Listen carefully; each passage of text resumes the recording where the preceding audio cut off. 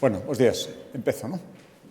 Moi ben, pois nada, bos días. Acabamos de rematar os venres polo festivo de onte en Santiago a reunión ordinaria do Consello da Xunta de Galicia. Como sempre, paso a dar conta dos asuntos máis salientables. O primeiro, a proposta da Consellería de Medio Ambiente nas súas responsabilidades de vivenda, a ampliación dos fondos que a Xunta de Galicia adica ao bono alugueiro social.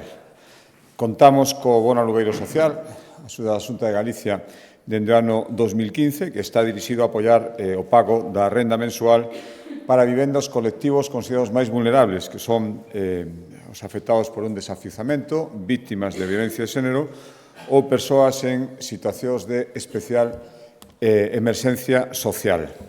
Dende o ano 2015 xa son 15 millóns de euros os adicados pola Xunta de Galicia a este bono, máis de casi 2.300 persoas beneficiadas e, polo tanto, non só é que queramos seguir con esta axuda máis nestes momentos, senón que queremos chegar a máis beneficiarios. Tanto queremos estes 2.200 afectar a axudar ao redor de 300 persoas máis e, polo tanto, ampliamos o bono alugueiro social, foi o que acordamos hoxe, con 2,8 millóns de euros a maiores para chegar aos 18,6 millóns no ano 2026 investidos nesta finalidade.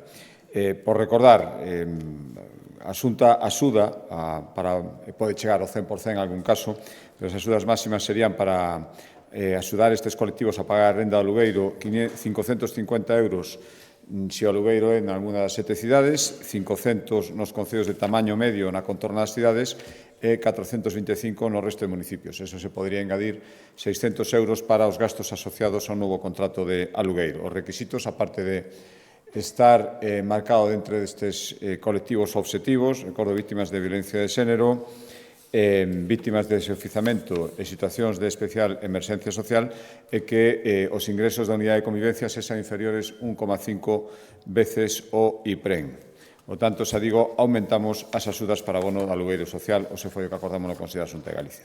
Cambiando de Consellería, Vicepresidencia Segunda, axudas, obras e instalacións deportivas.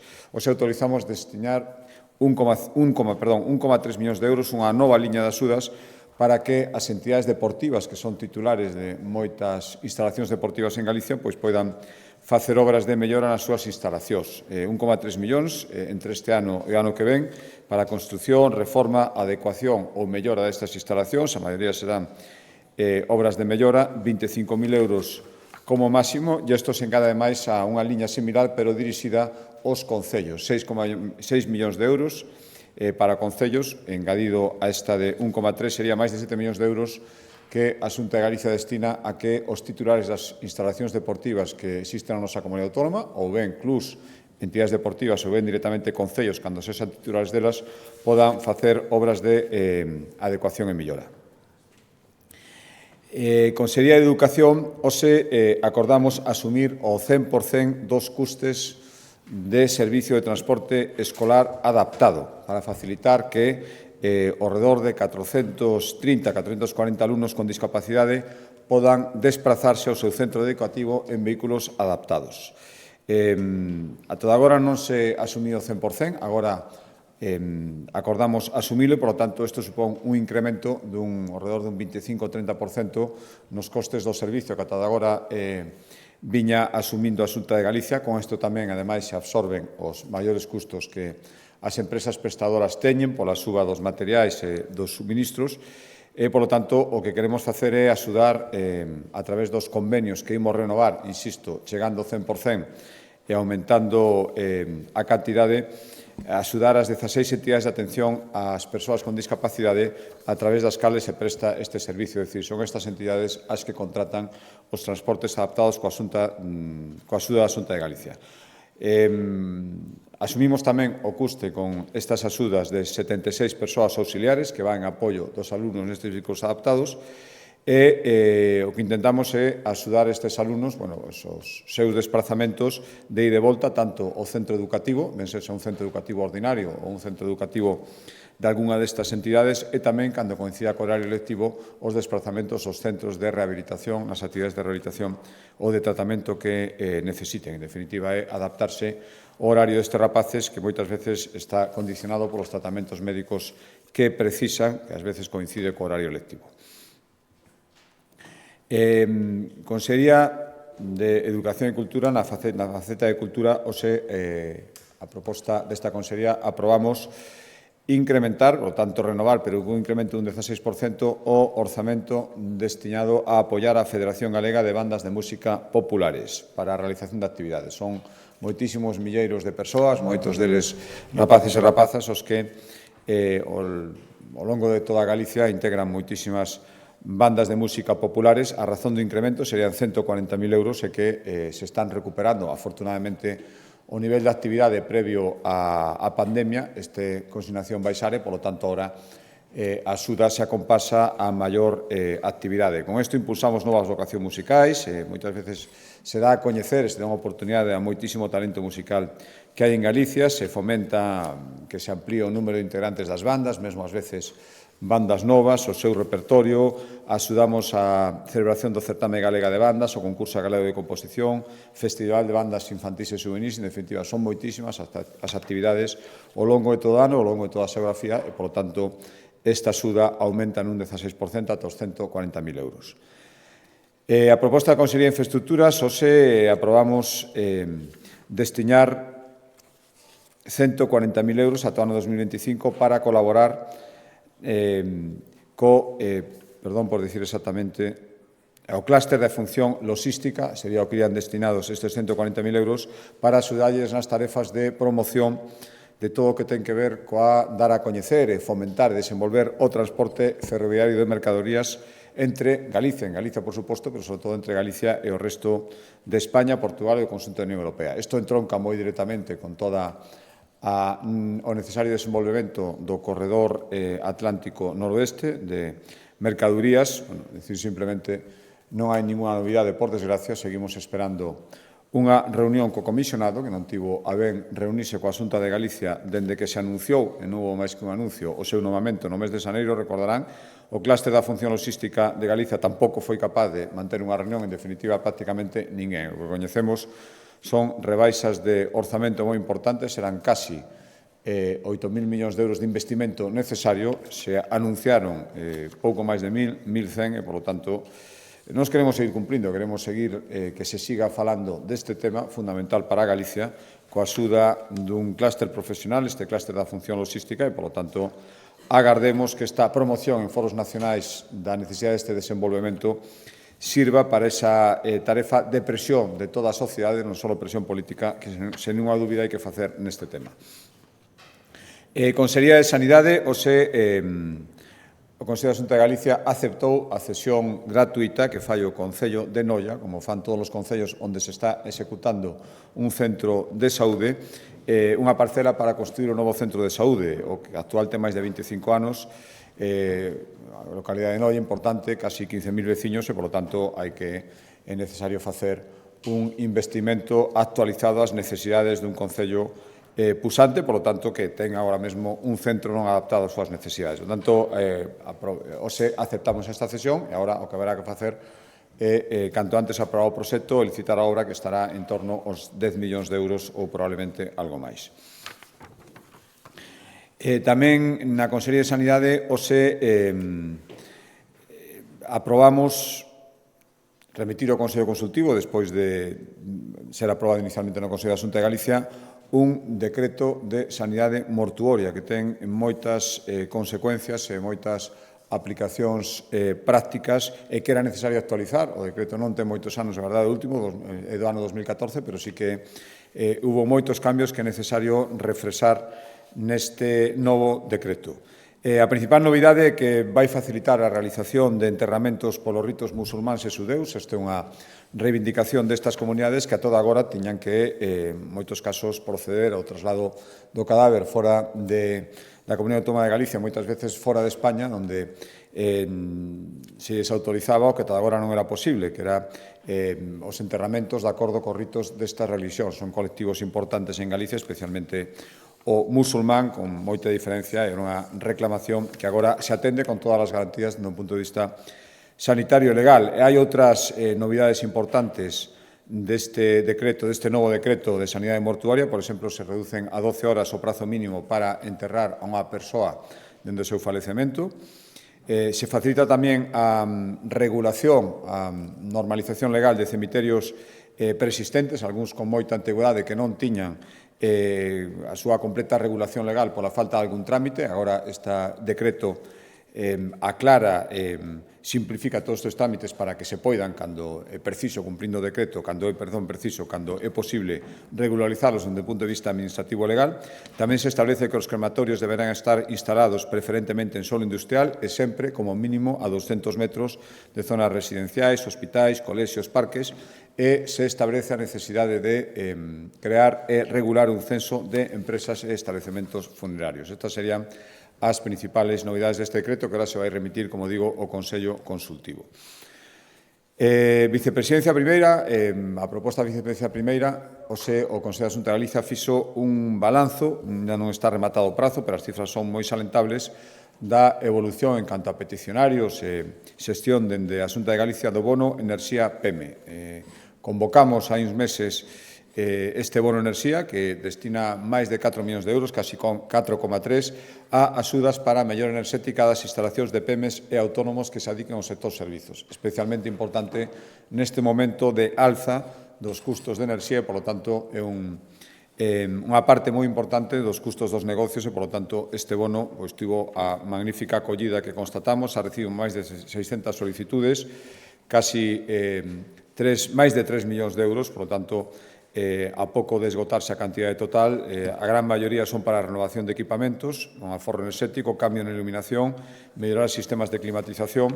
Xa casi 1 millón de euros xa está pagado de xeito anticipado os concesionarios, todavía hai prazo ata o 29 de xuño, pero a acollida, que demostra que neste momento hai unha necesidade, polo tanto, as administracións temos que axudar as PEMES e autónomos no sufragamento dos seus costes enerxéticos. Son un máximo de 6.000 euros, por recordar, dirixidos, a mellora da envolvente a través de colocación de toldos nos comercios, cambio de iluminación por tecnoloxía LED, renovación de electrodomésticos ou costes de consultoría enerxética.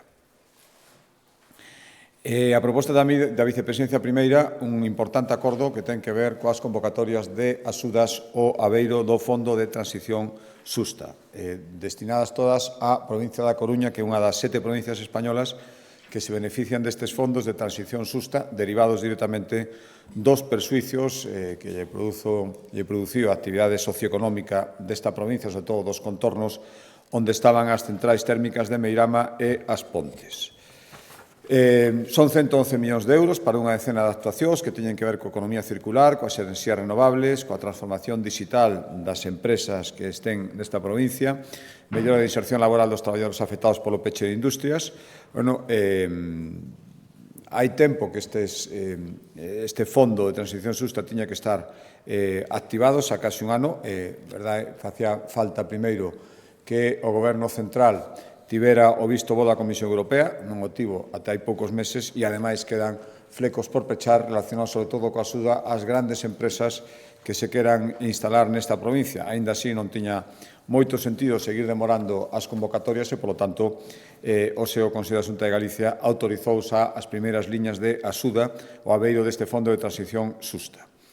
Co objetivo de que o tecido empresarial reciba canta antes as achegas, non imos caer no erro de convocatorias a través de sistemas como os PERTE. Xa sabemos, non vou repetir unha vez máis, as consecuencias de todo elo a estas alturas. Por lo tanto, empezamos xa coas convocatorias, insisto, tiñan que ter sido antes, pero non o pistoletazo de salida non dependía da Xunta de Galicia, e agora o que facemos, en canto xa temos capacidade, é facer as primeiras convocatorias. A primeira, 9,6 millóns de euros para proxectos de melloras de sustentabilidade enerxética en empresas da provincia da Coruña.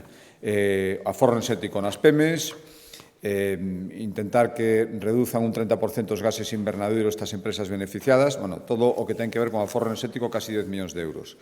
Logo, un programa de incentivos para a creación de centros digitais, 9,6 millóns de euros, 62 millóns de euros unha liña para a xeración de actividade económica e creación de emprego. Aquí hai varias subliñas, pero se combinarían axudas directas con préstamos a baixo interés e solo parcialmente responsables, tanto para PEMES como para grandes empresas, con ese condicionante que decía que respecto a grandes empresas hai aspectos aínda sin aclarar e tamén queremos facilitar que fábricas que actualmente estean en desuso poidan ser adquiridas por empresas grandes para facer novas actividades que creen moitos postos de traballo. Isto xa digo que son extremos que todavía están sin aclarar completamente, pero estimamos que as convocatorias deben ser feitas xa. Tamén hai programas para mellorar a inserción laboral dos traballadores afectados polo peche das centrais e das empresas auxiliares que traballan para estas centrais.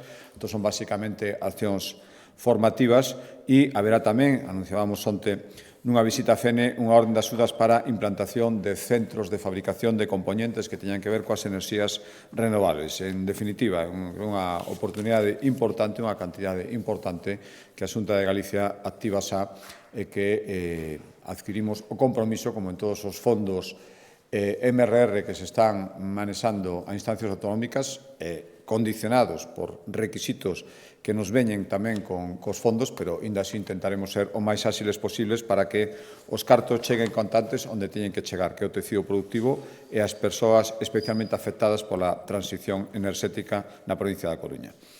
Outro acordo último da vicepresidencia primeira é a convocatoria por valor de 3,8 millóns de euros. Este programa é novo, dirixido a impulsar proxectos de contido tecnolóxico, innovador e sustentable nas PEMES e no tecido de autónomas de Galicia. As axudas son importantes, ata 180.000 euros para PEMES autónomos, ata 72.000 para federacións provinciais de comerciantes e 54.000 no caso de asociacións de comerciantes que non sexan federacións provinciais. Para que? Pois para uso aplicacións que teñan que ver co Big Data, que se revela cada vez como un instrumento máis imprescindible agora de manexar estudios de mercado e adiviñar e xestionar os intereses dos clientes, probadores iniciativos, probadores interactivos, asistentes virtuais, sistemas de realidade aumentada, sistemas de climatización, sistemas de enerxéticamente eficiente, sensores de presenza para a regulación automática das luces, en definitiva, todo o que ten que ver, por unha banda, co aforro enerxético eficiente, por outra, coa utilización das novas tecnoloxías en materia de aumento de clientes ou xestión da clientela actual. E tamén falaba de que son para empresas, PEMES autónomos individualmente, cando se trata de asociacións de comerciantes, as axudas irán dirixidas a instalación ou mellora das redes wifi nas áreas comerciais, colocación de soportes publicitarios digitais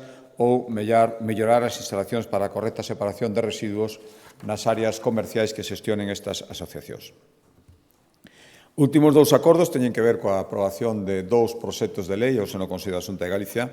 O primeiro, a proposta da Consellería de Facenda, proxecto da Lei do Patrimonio da Xunta de Galicia, que establece o réxime xurídico dos bens e dereitos que son titularidade da Administración galega. O que queremos é regular os bens de maniais, é dicir, aqueles destinados a un uso público, o uso será o servicio público, rúas, parques, mercados, escolas, titularidade da Xunta de Galicia, e tamén os bens patrimoniais, aqueles que non teñen, son de titularidade pública, pero non teñen, polo menos non teñen en principio, unha utilización de servicio público. Por exemplo, o caso máis típico, unha vivenda que a Xunta de Galicia poida recibir en herdanza. Pois é un dos aspectos que quere regular esta lei do patrimonio, regular toda a tramitación e simplificar os trámites que hai que facer cando se produce unha sucesión legal a favor da comunidade autónoma, é dicir, cando unha persoa falece sin herdeiros ou os herdeiros renuncian ao legado e, polo tanto, pasa a máis da comunidade autónoma. Queremos incrementar a seguridade xurídica, favorecer os trámites, tamén favorecer as actuacións previas de investigación da posible herdanza para ver que todo está correcto, e tamén o procedimento para, finalmente, se procede decretar a Xunta de Galicia como herdeira. E tamén, ademais, garantir que, se posteriormente aparecera un herdeiro que acredite que efectivamente tiña os dereitos, que todo o que pasou a máis da comunidade autónoma poida, se así o desese o herdeiro, revertir a él sen ningún custe dun xeito áxil. Outro obxectivo da lei é simplificar a xestión destes bens, unha vez que sexan propiedade da comunidade autónoma, moitos deles pasan a subasta e co que se obtén, incrementa o patrimonio, por tanto, os orzamentos da Xunta de Galicia. Hai unha serie de trámites farragosos que agora se simplifican bastante. No sistema de posas, de pusas públicas, ata agora había 3 para facer a cuarta, se non había licitadores, había que deixar pasar moito tempo, agora se fan 4 pusas sucesivas. Os prazos do procedimento, decía, se simplifican moito, eran demasiado longos, non tiñan moita razón de ser, son todos moito máis rápidos e tamén facilitamos a venta de bens inmobles rústicos de menos de 1.000 euros. Ata agora, cando a Xunta de Galicia procedía á venta dun destes bens, un particular, había que ir ao notario, eso supoñe uns gastos, uns trámites, todo eso se simplifica, non habería necesidade dese notario, polo tanto, se aforra tempo, trámites e cartos aos posibles cidadáns que queiran adquirir. Son algunhas das novidades, xa digo, unha lei de carácter técnico, pero necesario para facilitar unha serie de trámites de situacións que se producen na vida real, no que teñen que ver coas herdanzas que recibe a Xunta de Galicia e tamén coa xestión posterior desas herdanzas. A outra lei, decía que había 2 proxectos de lei, é a que implicou a aprobación polo Consello da Xunta de Galicia hoxe do proxecto de lei de igualdade, Lei Galega de Igualdade.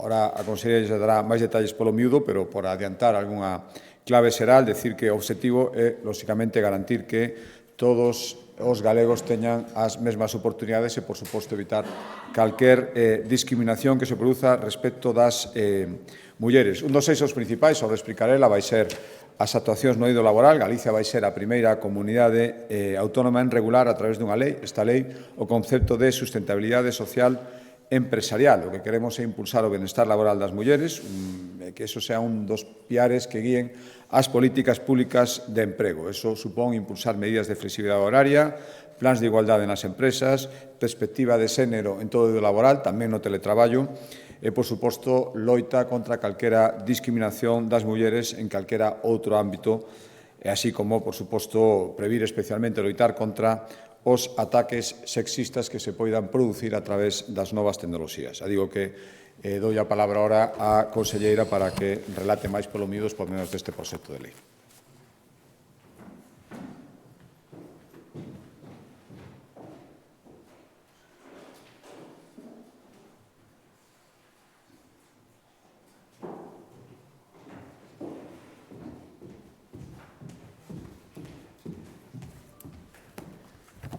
Moi ben, pois moitas gracias, presidente, e bo día.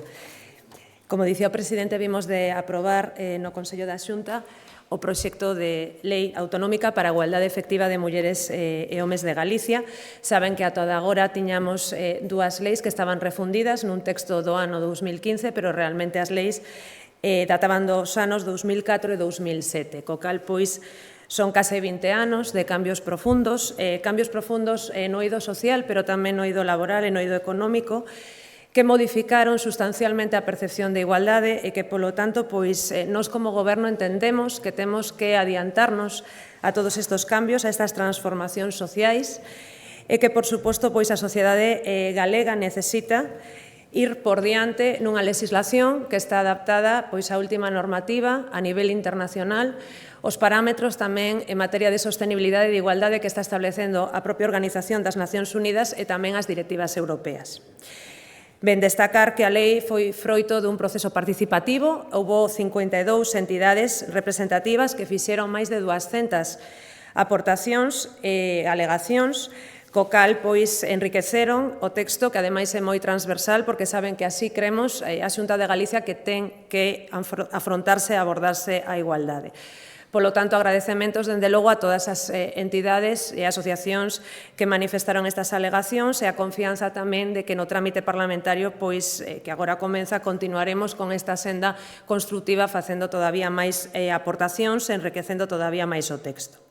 Ben, son 194 artigos. Eu vou intentar destacar os elementos máis novedosos o que consideramos máis relevantes desta legislación. En primeiro lugar, énfase no eido laboral, como dicía o presidente. Por primeira vez en España se regula o concepto de sustentabilidade social empresarial, que é un concepto xa acuñado, como dicía, pola ONU, no Pacto Mundial de Sostenibilidade Empresarial, e que é un concepto que supón o respeto ás persoas e traballar as organizacións baixo unha cultura de valores e de principios. Supón, por lo tanto, unha nova cultura empresarial con criterios sociais onde a xestión das organizacións se fai pensando no benestar laboral dos traballadores e das traballadoras.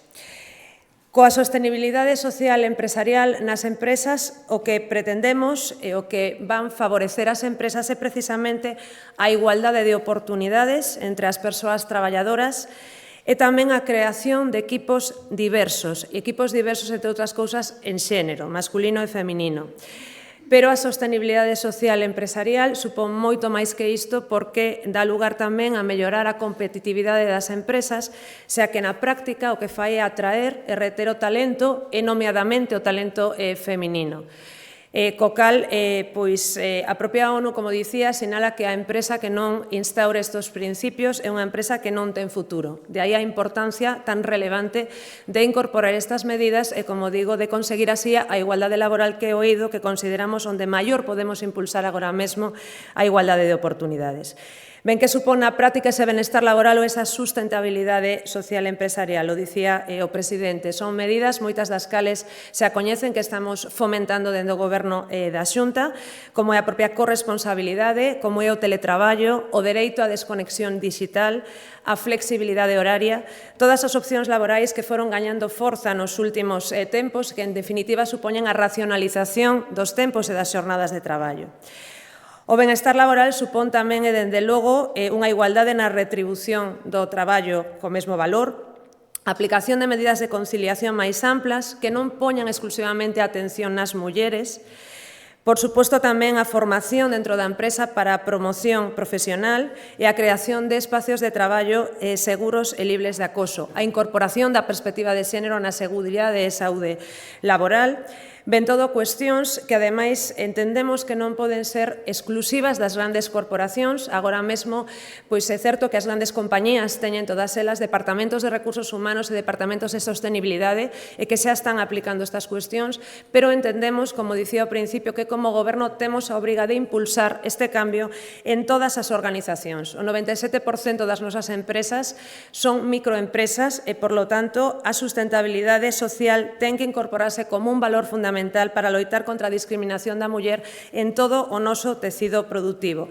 E repito, porque, ademais, neste momento de tantas dificultades para encontrar persoas traballadoras, é tamén un xeito de reter e de atraer todo o talento laboral posible.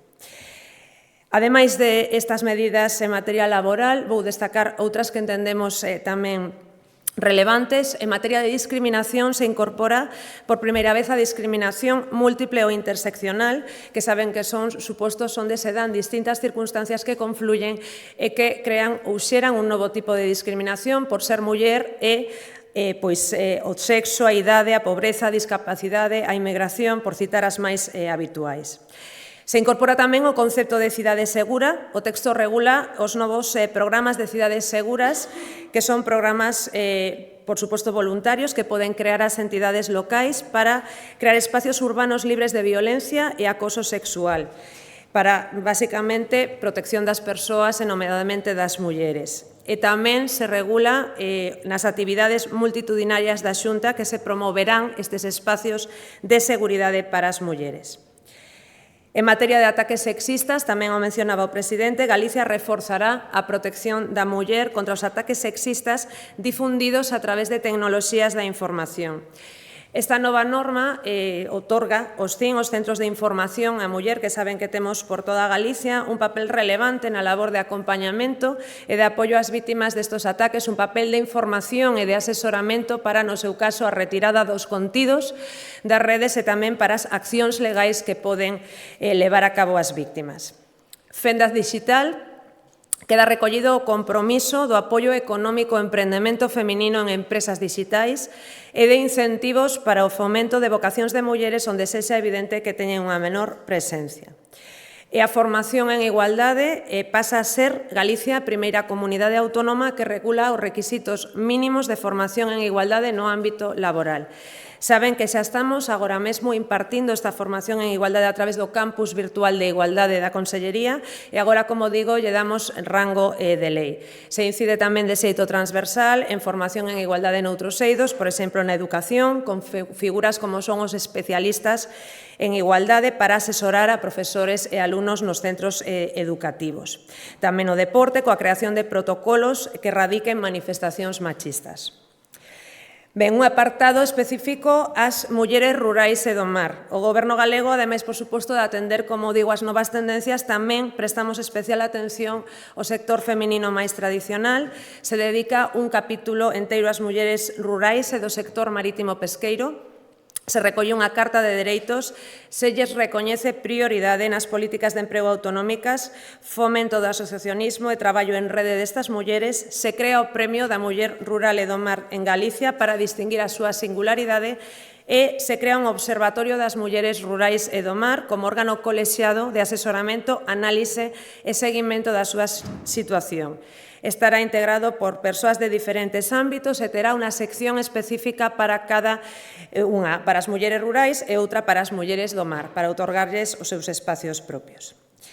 Ben, pouco máis, as medidas e as actuacións que están contidas nesta lei teñen, por suposto, a súa correspondente execución a través da planificación estratégica da Xunta de Galicia, en concreto dos dous plans máis importantes nesta materia, que saben que temos aprobado no ano 22, o 8º Plan Estratégico de Galicia para a Igualdade de Oportunidades entre Homes e Mulleres, 22-27, cun orzamento de máis de 935 millóns de euros, e no segundo Plan Galego, que xa denominamos de Benestar Laboral, Conciliación e Corresponsabilidade 22-25 con máis de 1.100 millóns de euros para o período.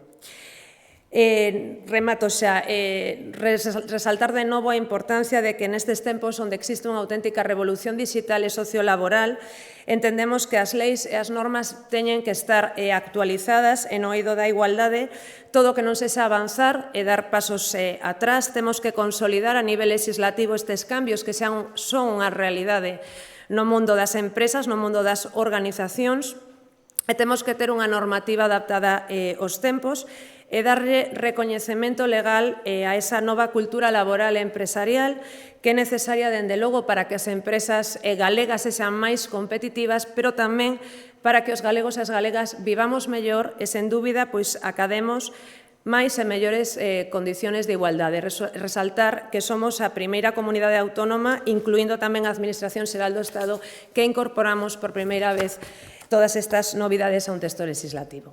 Pola miña parte, nada máis, e quedo a dispor, por suposto, das preguntas que teña.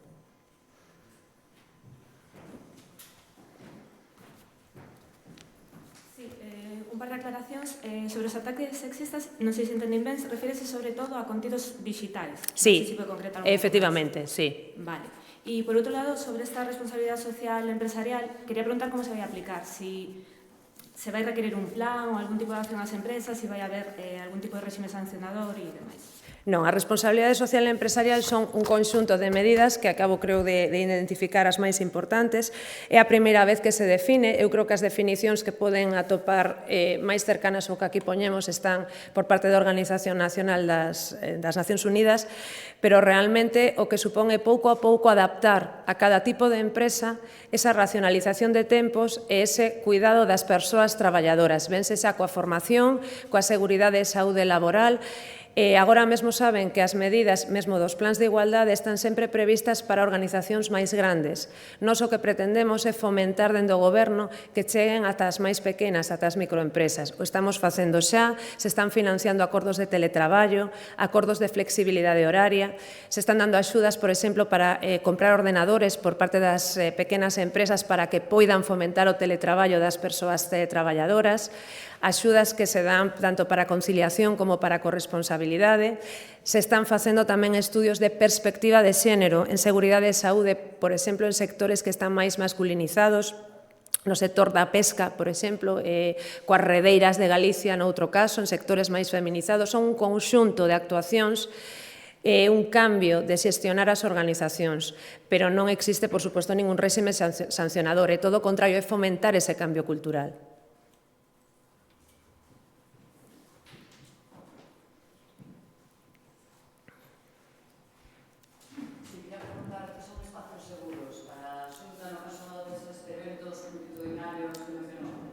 Se prevé, son dous tipos. Por parte dos concellos é unha planificación que pode ser dende paradas de bus a demanda, imagínese pola noite, ata será rutas alternativas que estén máis iluminadas pois tamén en momentos nocturnos. Cada concello, dependendo da estrutura que teña o municipio, pois poderá adaptalo. Respecto da Xunta, tendo en conta as dimensións de cada evento, o que se prevé que existan desde medidas de seguridade ata mesmo medidas sanitarias, tamén espacios de iluminación concretos, rutas específicas que estén máis vixiadas. Según cada evento que teñamos, que se xa público, se tratará de adaptar as dimensións e a tipoloxía do evento.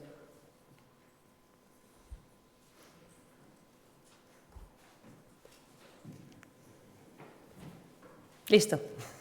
Pois moitas gracias.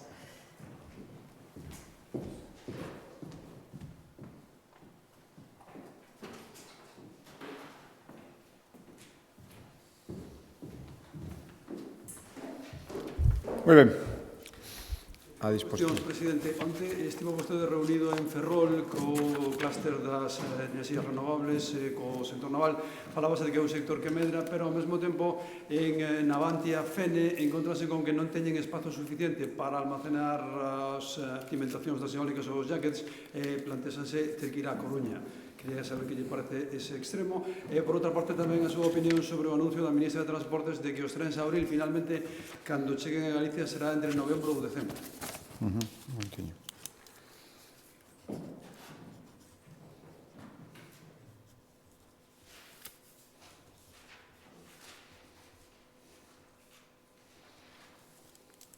Sí, vamos a ver, sobre a primeira pregunta. Eu que dixen onte, ante unha pregunta directa, é que era un bo síntoma que se necesitara máis espazo para a actividade industrial derivada da eólica mariña. Se están facendo moitísimas estructuras para instalacións de eólica mariña para moitos lugares de Europa e, polo tanto, unha actividade que medra. Evidente, era unha das cousas das que onte íbamos a falar cos dous clústeres máis directamente afectados. Respecto a esa circunstancia concreta, faime gracia porque máis escoitei algunha crítica de algún responsable político do Partido Socialista. Eu diría que si quen está plantexando desplazarse a outros lugares é unha empresa sobre a cal o goberno socialista ten un control, serán os primeiros que poidan falar con eles e decirlles algo que me parece importante, que se comenta na zona de Ferrol, estou totalmente de acordo. En Navantia, agora mesmo nas instalacións actuais, seguro que hai sitio para poder seguir ocupando con esta actividade. Por lo tanto, faime gracia que se me critique a min cando con quen hai que falar con esa industria que está facendo unha actividade, creo, esa empresa, Navantia, ten esa dirección pública, que está facendo unha actividade moi loable, aliada con empresas privadas que estaban onte ali, pero que é quen decide, ou polo menos fala da posibilidade de desplazarse a outros lugares. Creo que nas propias instalacións de Navantia hai lugar para poder optimizalas e poder adicarlas sin necesidade de ir a outros sitios. Por lo tanto, que deberían falar con Navantia. Me gustaría saber se Navantia está disposta a explorar esa posibilidade. Nos, desde logo, creemos que sería unha boa vía. Respecto a outra pregunta, sí, mire, que xa estamos acostumados, non? A mí non me sorprende nada xa que un representante, un membro do goberno central, unha representante do Partido Socialista, evidentemente, despois de ter recibido cartas e peticións, tanto directamente remitidas por min como presidente de todos os galegos, tamén pola conselleira responsable ás persoas que traballan con ela, dicíndolle simplemente que necesitamos información sobre cando van chegar os trens a abril, que recordarán, mesmo ofrecendo a posibilidade de facer unha visita conxunta para trasladar información conxunta e obxectiva a lonxada de liortas políticas sobre os prazos. Non recibimos nunca resposta, van meses, e casualmente nunha visita de carácter electoral e de carácter partidista e cando a ministra, que nunca lle contestou a Xunta de Galicia sobre este particular, contesta e, ademais, para un novo adiamento, xa sabemos que nos imos perder toda a temporada alta de turismo, un ano máis, trenes que estaban prometidos xa para principios do brao do ano pasado, resulta que todo este brao do ano seguinte vai pasar sen que os trens a abril cheguen e ni siquiera con unha data concreta. Eu escoitaba a ministra e parecía que falaba dunha representación teatral, bueno, están cos ensaios e non sabe se non me alá polo mes de outubro ou polo mes de novembro. Eu pido un pouco máis de seriedade, un pouco máis de respeto institucional nun asunto no que Galicia se xoga tanto e no que acabamos de comprobar, por desgracia, que unha vez máis toda esta temporada de potencia turística enorme en Galicia imos pasala sin que os 3 de abril cheguen porque outra vez os compromisos se volven a incumplir. Presidente, dúas cuestións en clave electoral. A primeira é unha vez coñecida a data das eleccións europeas para o 9 de xuño, sería lóxico pensar que as galegas puidesen ser nesa data. Non sei se ten falado xa ao respecto co Lendakari sobre este asunto, e tamén preguntarlle en concreto nestas municipais polas perspectivas que ten na cidade de Santiago co candidato Borja Verea. Gracias. Sí, respecto á data das eleccións, coñecimos hai moi poucos días se fixo pública a data das eleccións europeas dentro de algo máis dun ano. Eu lle podo asegurar que non respostaba onte unha pregunta similar, con tantos actos, falando un pouco en broma, casi 70 actos nesta campaña, é complicado poñerse a pensar nunhas eleccións para as que, en todo caso, aínda queda bastante tempo. Xa volvo a reafirmar, o dixen onte, pero isto creo que xa o dixeron en ocasións anteriores, non van coincidir coas eleccións xerais, queda un ano de legislatura, no que eu quero facer como presidente da Xunta. Creo que hai que facer moitas cousas e atender a moitas necesidades dende o Goberno e iso pretendo. Xa, respecto á data concreta, é coñecida esta data das eleccións europeas, agora empezarán, igual que pasou anteriormente coa data das eleccións xerais, empezarán as preguntas. Supoño que esta pregunta será insistente nas próximas datas, pero de verdade que non me parei a pensalo. Sí que me gustaría, porque ademais falei no con Lendakari cando tuve a ocasión de estar con él en Vitoria uns meses, falamos deste tema nunha conversa informal e quedamos en falalo para intentar coincidir como se fixo nas últimas convocatorias, pero nada máis de quedar en falar e, por suposto, despois cada un tomará as súas decisións. Por lo tanto, nestes momentos non é un tema que me ocupe, sinceramente, non lle podo dar outra contestación máis concreta. A outra pregunta? Sí. Bueno, mire, estes días tive a ocasión de estar en varias ocasións, a última hai 2 días na carpa das festas de Ascensión con Borja Verea, percibín directamente algo que creo que percibe todo o mundo, que é un candidato increchendo frente a un candidato e actual alcalde absolutamente en tendencia contraria. Por lo tanto, xa sabemos que o Partido Popular necesita a maioría que lle permita gobernar, xa sabemos que os outros perdendo poden ter opcións de goberno, por lo tanto, seguiremos traballando para chegar a esa maioría. A miña sensación é que a día de hoxe estamos camiño deso e que clarísimamente Borja Verea está facendo unha campaña que lle está levando cada día a aumentar apoios. Esa é a miña percepción persoal. Ola, eu quería preguntar polo debate aberto dentro do Partido Popular sobre a oportunidade ou non oportunidade de ilegalizar Bildu. Cal é a súa opinión?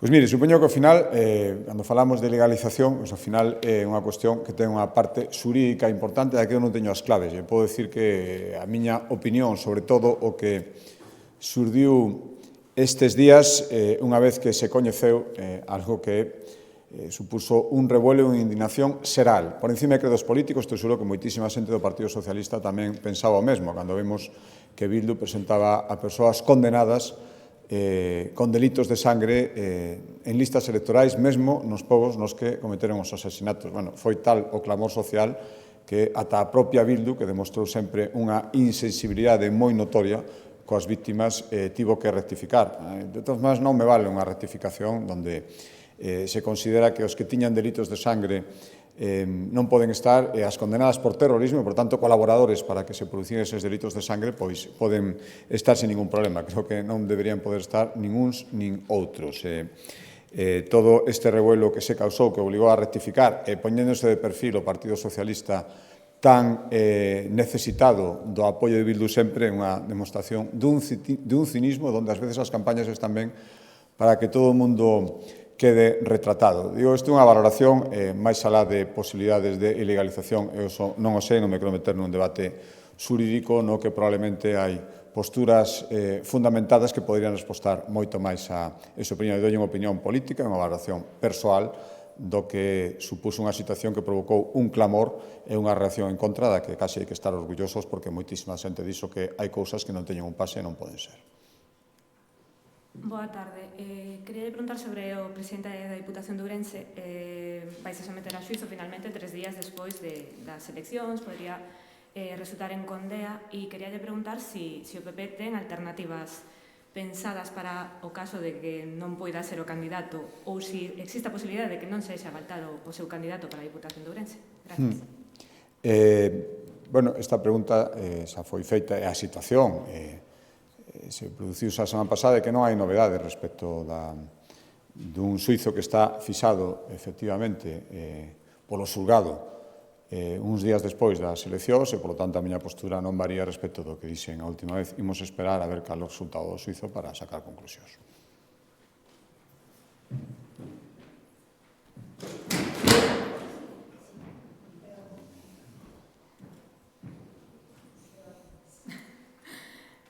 Bos días, Perdón. Estás ben, non? Sí, estou ben. Perdón. Quería preguntarlle ao fío do que preguntaban os compañeiros se nos podía facer un balance máis amplo da campaña electoral, a parte do candidato de Santiago de Compostela, e ao fío do que tamén lle comentaba o compañeiro sobre os condenados por delitos de sangre de Bildu. Quería preguntarlle onde debería estar o listón das condeas penais para non incluírse nas listas electorais e, por exemplo, cito o caso dos blancos, na que foi incluído unha persona condenada por violencia doméstica contra o seu pai. O PP efectivamente anunciou que non lle recoñecerá a acta, pero sí que foi incluído cando xa estaba condenado. Graciñas.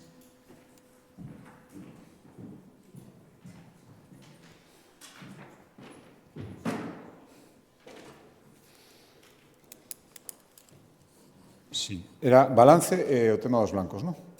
Sí, vinculado co tema das condenas. Das condenas, sí. Bueno, primeiro, balance. Estamos a mitad de campaña, queda unha fin de semana e xa despois sempre sería a recta final. E a miña sensación, que como saben, estou tendo unha actividade intensa, sen descoidar, ou por lo menos eso intento, actividade institucional, a miña percepción é basicamente nos actos que organiza o meu partido, pero tamén na rúa, hai moito paseo de rúa, unha percepción que me fai albergar moitas esperanzas de ter un bo resultado. E un bo resultado, o dicen sempre, é mellorar os resultados do ano 2019. A miña percepción é que iso se vai producir, e ademais se vai producir con carácter xeralizado en todo tipo de concellos, por lo tanto, tanto nos de carácter máis urbán como en concellos máis pequenos. Bueno, eu creo que isto ven de un proceso que tamén se fixo ben, de dar a coñecer os candidatos e candidatas do Partido Popular con tempo, dar esa sensación de unidade. Supoño que tamén vinculado, máis estamos facendo estamos resaltando esta condición nos mítines e a xente tamén non o sinala. Creo que vinculado a unha boa xestión no Goberno da Xunta de Galicia, que a xente identifica como unha marca de xestión que se pode trasladar tamén aos concellos, sobre todo onde non estamos gobernando. Por lo tanto, a miña percepción, fora de intentos e alusións que vin esta semana respecto a outros líderes políticos de partidos da oposición, supoño que porque non atopan moitos argumentos de propostas aos seus posibles electores de descalificación sobre cousas que poida estar dicindo eu, bueno, pois, se teño que ser o protagonista dos seus mítines, ala eles. Eu me estou adicando a intentar apoiar os meus candidatos e que a xente que nos ven escoitar, e a xente que non ven os mítines, pero que nos escoita pola rúa ou en reunións sectoriais, que poida saber o que queremos facer, donde non gobernamos, e o que queremos seguir facendo onde gobernamos. Sinceramente, as miñas percepcións son positivas e son optimistas respecto ao resultado, con toda humildade. Non escoito por aí falar de resultados históricos, arrolladores, mandar sinais con estes resultados. Eu creo, sinceramente, con humildade, que o Partido Popular vai ter uns bons resultados municipais. Así o agardo e, en todo caso, imos seguir traballando ata o último día. Respecto da segunda pregunta, me decía das condenas e os límites para entrar nunha lista electoral. Home, eu creo que as condenas por terrorismo son unha liña vermella e, insisto, creo que a inmensa maioría da poboación está de acordo con isto e moitos votantes do Partido Socialista teñen que estar avergoñados de ver como un partido aliado claro do Goberno central, do Goberno da Moncloa, está tendo estas actitudes retadoras, desafiantes e humillantes para moitas vítimas. Outro tipo de condenas, mire, o caso dos blancos, dixemos dende o principio, a mí o que me foi transmitido dende o Partido Popular en Ourense que descoñecían esta circunstancia, unha pena accesoria, pero unha pena en todo caso, e en canto se coñeceu, se reaccionou primeiro pedíndolle a renuncia a esta persoa, ao final, unha vez incluído na lista, se unha decisión persoal, pero dende logo eu podo garantir que, si resulta elexida, non formará parte dun grupo municipal do Partido Popular.